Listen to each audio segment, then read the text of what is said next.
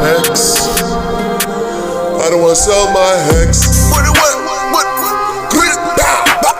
What am I saying?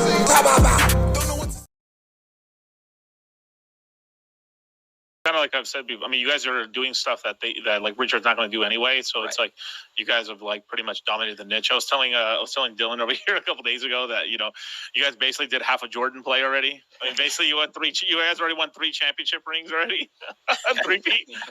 And I understand that some projects are because it's like some are waiting for oracles, some are doing some really complex stuff, but there's just some that are just dragging their fucking ass. Let's be for real. So I do believe eventually, I think because you guys are launching so much projects and stuff, it's gonna light a fire under a lot of sacrifices asses to get their products up and going. I got an opinion on that, a theory on that at least, which is I think a good question to ask people, because you guys are all about education, right? That's your thing.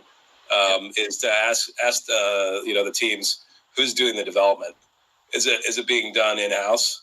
Right. Or what percentage of it, or how much of it's being done by third parties? Because I think that's been a key advantage for us, and a reason a lot of these other sacrifice projects maybe are taking longer is they don't actually have the in-house dev talent, and I think they're all probably relying on the same consulting company, right? And developers. Yep.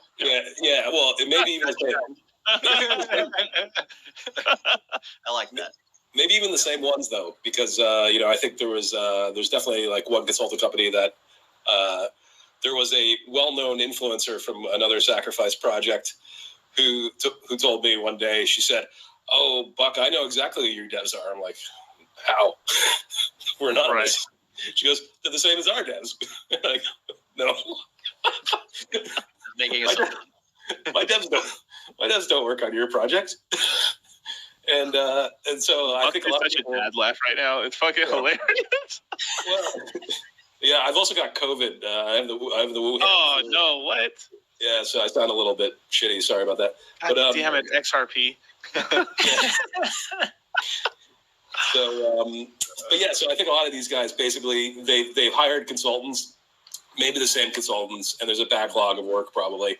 And when you have a consultant doing these things, you can't crack the whip really. You can't be nimble either. You can't be nimble, and those guys, they do things in their own time, and they don't work for you. That really, they work for themselves. Right. And so I think to me that's always a very good thing to know is who's actually behind the code, because we've been able to put out these products pretty quickly because we do it in house. Smart. Right. No, I mean that's absolutely true and stuff. That's something we always look into and stuff. But of course, I understand. Some projects obviously are trying to keep their devs anonymous, but that is always an important question to ask. Do they actually work for you, or is it just like an outside company and stuff? And then they're not even trying to answer that. Do you know them in real life? That kind of stuff. Like is what level of it's one thing if you're internet friends or something like that, but it's another thing if. I actually, live with the person and, I'm there like breathing down his neck every day saying, when launch, right? Like it makes a big difference. Buck's devs are in his basement. He's cracking that whip. He's making chained up. No. So, what's going on, everybody? It's the Crypto Wonder. Hope that you're doing well. And this episode finds you in good health. Let's get right into it. So, shout out to you watching a clip, or I should say, one of the episodes from Dollar Cost Crypto. Go subscribe to his channel. And the reason why I'm speaking about this is because Dollar Cost Crypto, along with his partner, I believe his name is Charlie. If it's not, forgive me. They hosted a show, right, regarding what Buck, Dylan, and their collective launching a new project, right, within the pulsechain ecosystem. And the question, well, not even a question, but the thought came up regarding these sacrifice projects that have not launched yet. Right? And what I find extremely interesting, first of all, let me just say this. I've had my disagreements with Buck. It wasn't personal. It's just more of a philosophical differences from a fundamental perspective. What I mean by that, Buck has said, even on this gentleman's channel, Dollar Cost Crypto, that he doesn't believe that the T-share rate will magically increase the price of Hex over time. I disagree. That's been my take as far as like my position, and difference with Buck's versus Buck's perspective, right? And the fact that certain other developers, from within the community haven't defended the Hex T-share rate raises questions, right? For me, I'm still waiting to see what these other guys from these other communities are gonna, if they even care about, But it's not about creating dissension and drama. It's about parsing through discussion and different ideas and thoughts on how we view things, right? I gotta give credit to where credit is due, because I've also been, provided content satirical in nature, going at these guys, with the PHUX exchange and all that, made a song, and it is what it is, but it's all satirical, parody, whatever. I gotta give credit to where credit is due. Have to be fair, because they have launched. They meaning the PH collective, Fiat, right? PHUX, and now Fame. That's three. It's three projects they launched this year alone. Within a few months, pulsechain is, a few months old. What it's about to be is it's what, 4.5 months? Like, less than 5 months, they launched three projects, right? Salute to them for that. I give them credit for that. I have to be fair. 100%. Whether I utilize what they've launched or not, it's not about me. This is for users to use or not use or whatever. But the part about it too that's also interesting is when Richard has said in previous streams that he wishes somebody can or could create something to short Hex. That's what these guys capitalize on, in the sense where, oh, okay, they're gonna work on that, and they did it. And from what I'm understanding, that's what Fame is about. The latest project they launched to help people who are interested in engaging in those types of activities, as far as leverage trading and blah blah blah, to short Hex. It is what it is. They have other things with fiat where you could lend, or not even lend, but borrow against your crypto and do things of that nature. Borrow against your crypto. Where have we heard that before? Okay. They did it. So they got first movers advantage. I mean, the point of what I'm talking about here is, you heard what the man said as far as what he thinks is going on with some of these sacrifice projects that have since launched, right? Where you have situations where people have to now outsource, right? Developers, they have to go outsource, find and hire people who they won't necessarily really even know to program and code and develop their projects. right? He just mentioned how he has his own, like he has his own group of people who he knows who can do the work and who have done the work. And I can't say that's a bad thing because he's launched 3 projects within this year alone after pulsechain launched in May. Here we are at the end of September and they just launched their 3rd. Versus projects that have received sacrifice funds 2 years ago and have yet to produce anything as far as mainnet launching anything. Okay? This is and then on top of that, see, in the past I've used to create content and blogs regarding issues like this, where you have a certain segment of people in crypto who promote, right? They talk, they shield, they create content, they're influencers, right? Some of them receive payment. Before they could talk about a project, you better pay them. And they'll tell you their rates. There's a list that's been issued even within this community that have circulated. Do your research. I'm not here to provide that. In essence, what I'm saying is there's been a slew of content creators within this crypto space that talk about everything and anything crypto related because they get paid for it.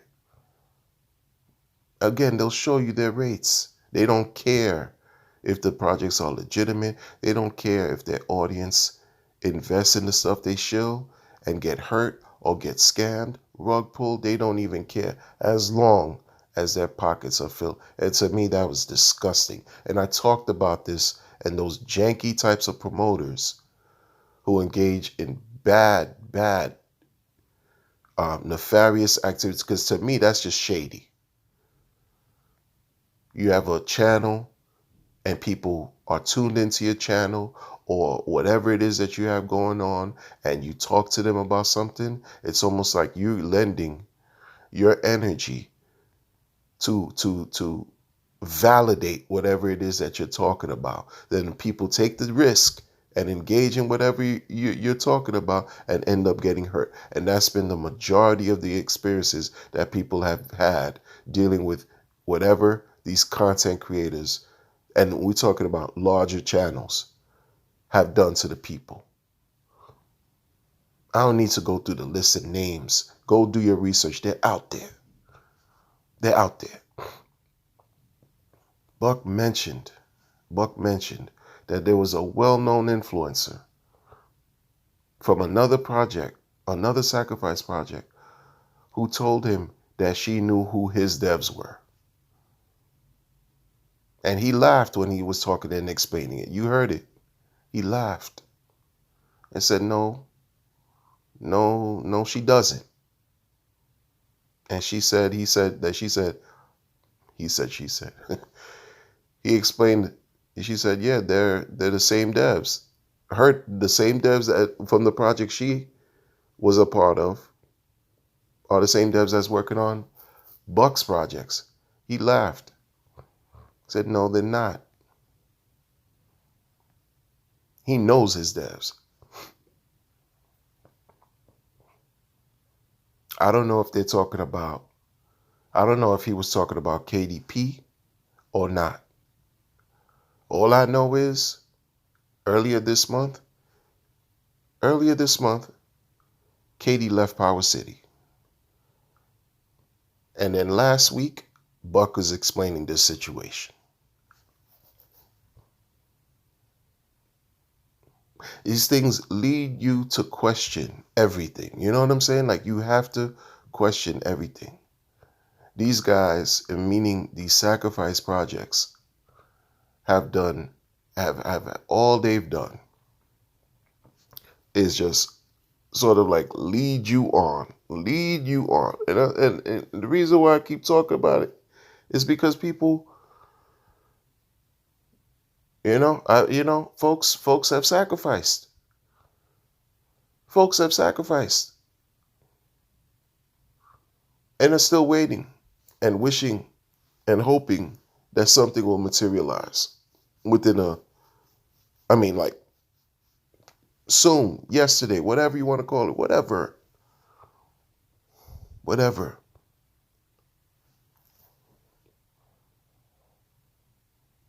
You know, you talk about projects that like liquid loans, $50 million, upwards of $51 million they received. 3 people left publicly left liquid loans. 2 of them joined Power City. Power City raised somewhat above $13-14 million in sacrifice. Pulsechain has been launched in May, and here we are approaching the end of September, approaching October. And what? Nothing.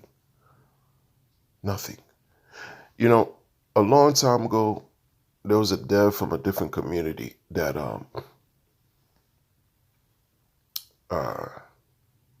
once said developers in general can be very lazy.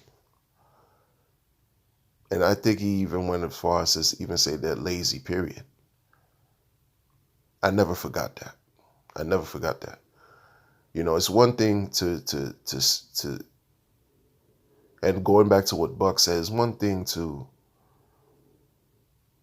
know somebody who's a programmer, who's a developer, and they working for you, working with you. You're there.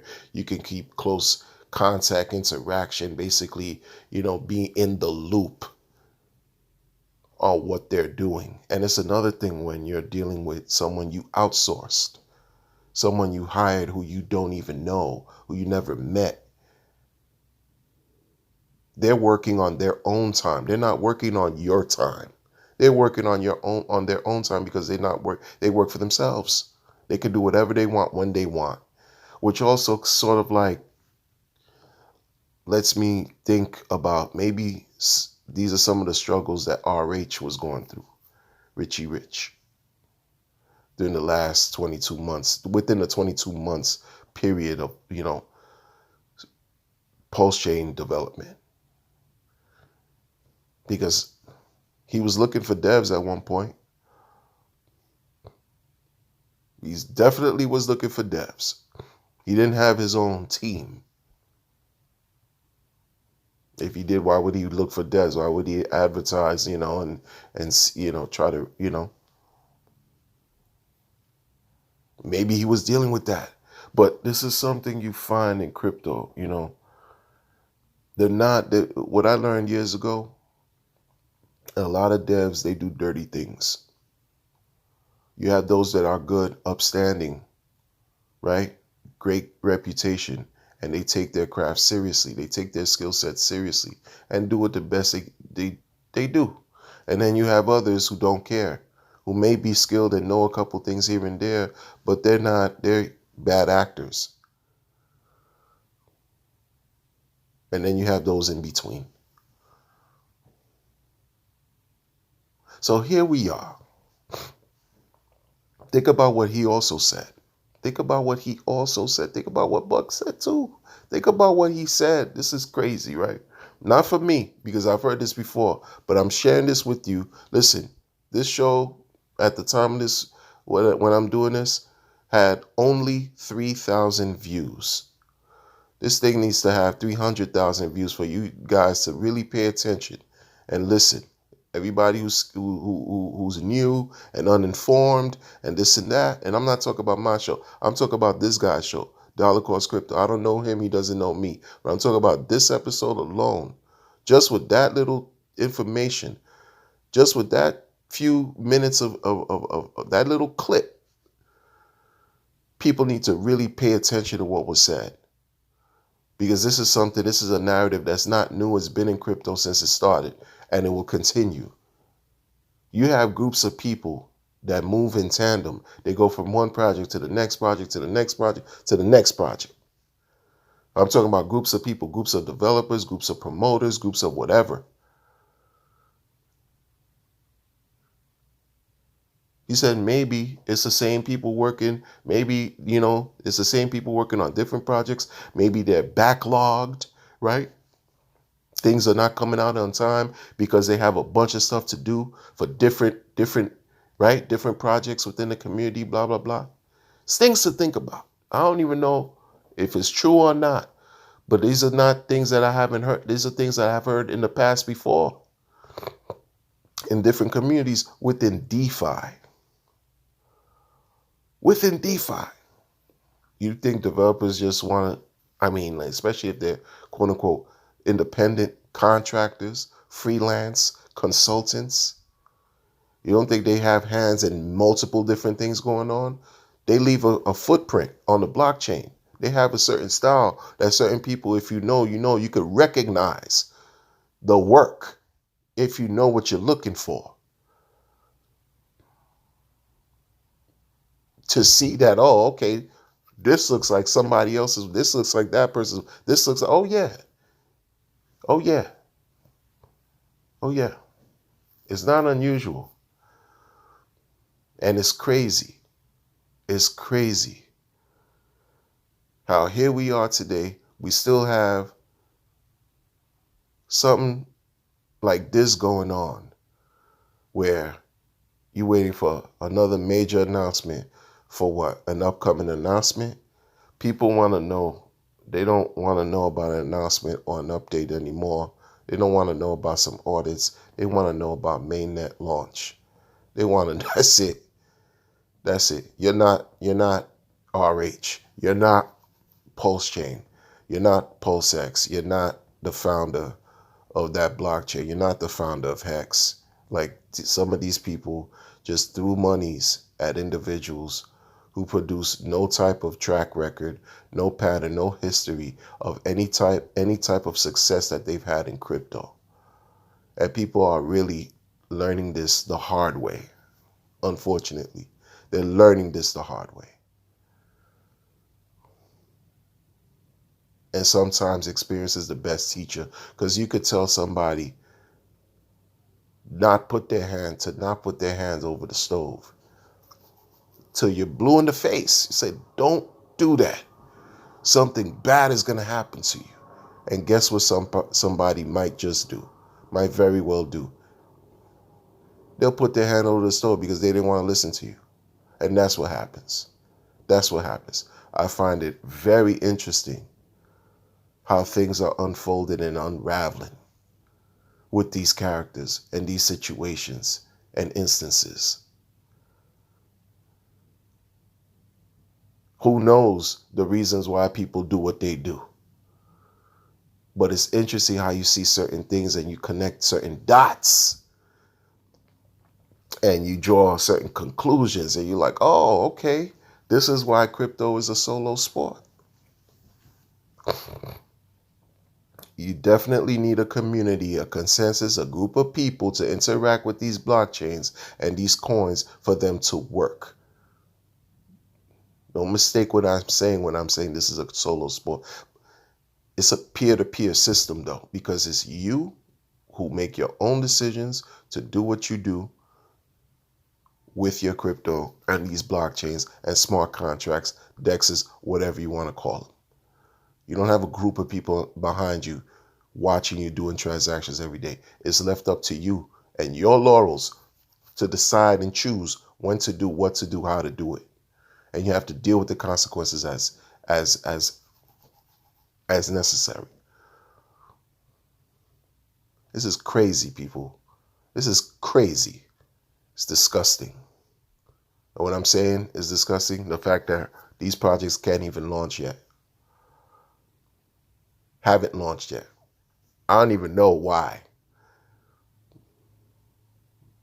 I don't even know why.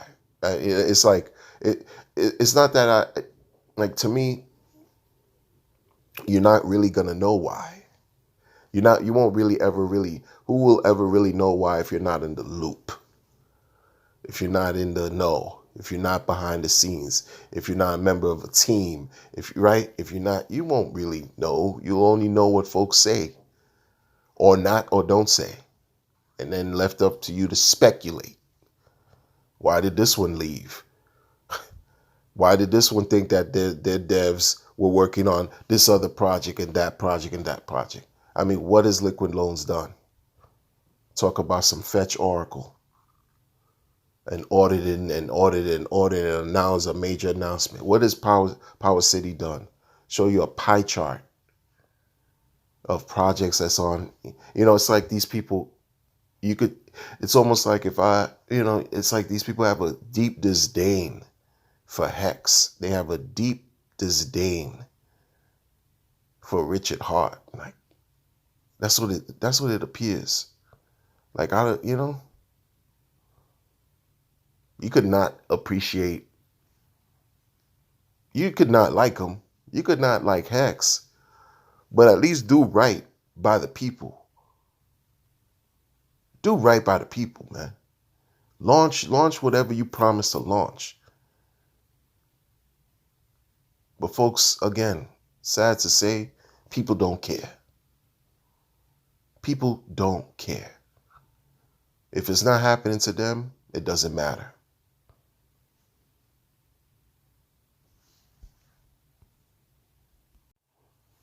When you hear people talk about how they've seen, folks like Gerardo driving a Lambo soon after, receive sacrifice, right? When you're seeing and hearing about these things, it's words, right?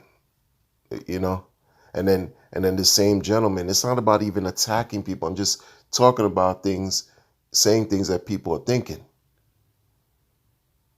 He puts a tweet out talking about, how, he came from, meager beginnings, him and his family, parents, and meager beginnings and all this stuff. And I'm like, wait a minute, dude, like, yeah, but you sacrifice all this stuff. I mean, not him, but people sacrifice all these monies.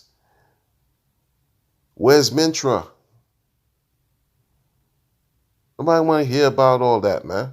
Nobody want to hear about this. Nobody want to hear, respectfully, nobody wants to know. And everyone has a story about, hardship and growing up rough and right, going through things, being reared in poverty and all this type of stuff. Everybody got, where's Mintra? This is why I responded to him the way I responded to him. Like, I'm watching you, like with all this money, like, looks like you fleecing the community. They said you were one of the good guys. I don't know. I don't know. This other guy now, they 9-inch driving around a track in a car handing out eggplants, even though his thing just started this year. But, added to Liquid Loans. What have they done? Power City, what are y'all doing? And then some of the same characters from Liquid Loans went up to Power City and back. What are you doing?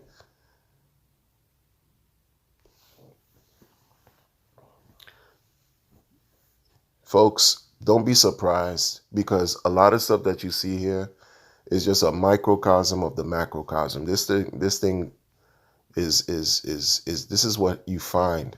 Like, when I've said this before, that you find a lot of corruption in crypto, this is an example of that.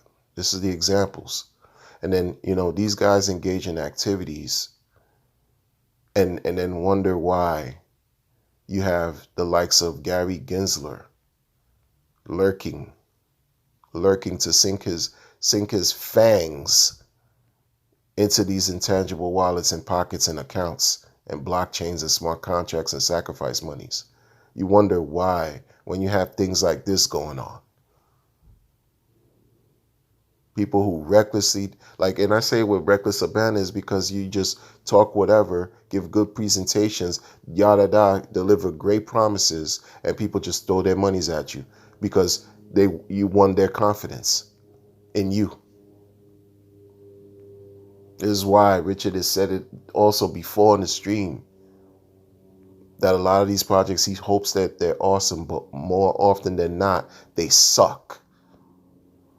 And these projects that have since launched are living up to that expectation, or that statement that Richard has said, that they suck. Because they haven't produced anything yet. Nothing. You talk about millions of dollars given, thrown away. Does it like, people have to sort of think like, things have to have some kind of logic. Like, you have to apply some logic here. You have to apply some logic. Granted, the sacrifice projects that didn't receive 1.7 billion in monies. They didn't. 600 million for pulsechain, $1 billion for pulsex. The other sacrifices didn't do that. But we have pulsechain and we have pulsex.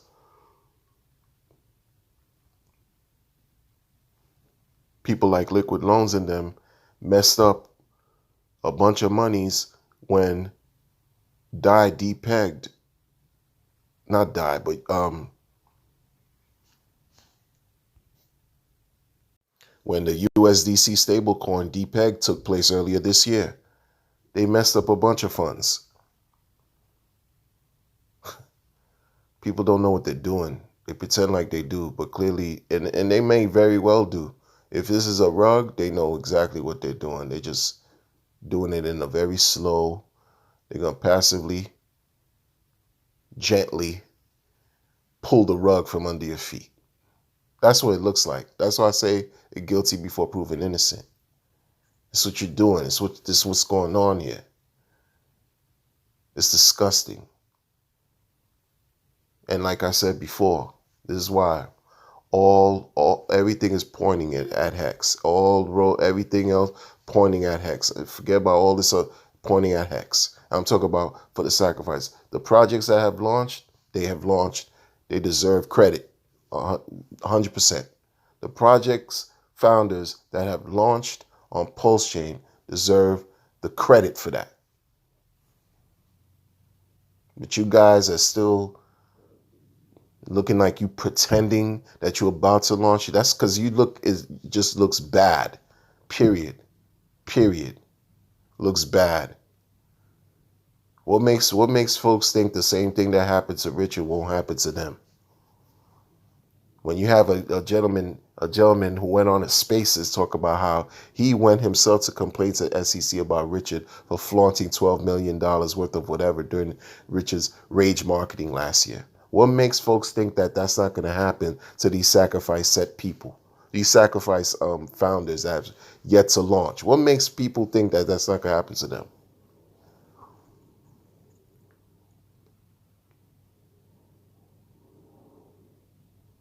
Like, what are folks thinking? They're not. Only thinking about their own, greed. That's it. Selfish. And people jump ship and think, oh no, it's too hot here. Let me get out the kitchen before anything happens. Really? Jump ship and think folks are not going to remember the carbon footprint you leaving on these blockchain crypto streets? Oh, people remember. Won't ever forget. Lessons learned.